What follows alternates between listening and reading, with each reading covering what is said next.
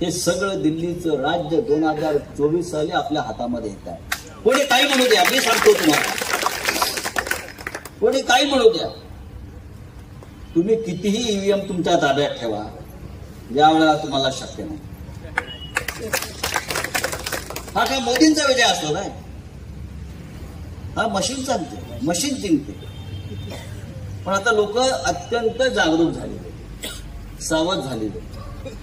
जगातल्या अनेक देशांमध्ये ईव्हीएमच्या विरुद्ध लोक रस्त्यावर उतरले.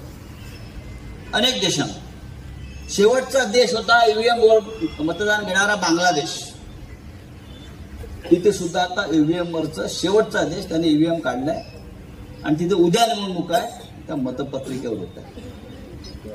आता बांगलादेश नंतर भारताचा नंबर लागेल. मी तर नेहमी जरा आव्हान देतो, एक निवडणूक फक्त बॅलेट पेपरवरती घेऊन दाखवा. एक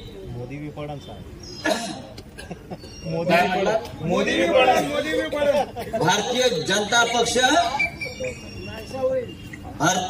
पक्ष धुळ्यातली ग्रामपंचायत पण जिंकू शकणार नाही.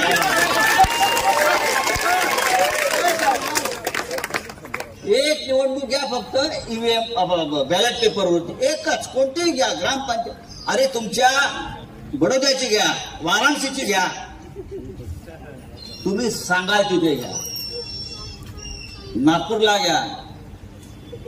गिरीश महाजनचा कुठला मतदारसंघ? जामनेर. चला जामनेरला घ्या. घेत आहे? एक घ्या फक्त, एक. ही आहे हिंमत. ही दादागिरी ईव्हीएमची आहे, मोडून काढवा.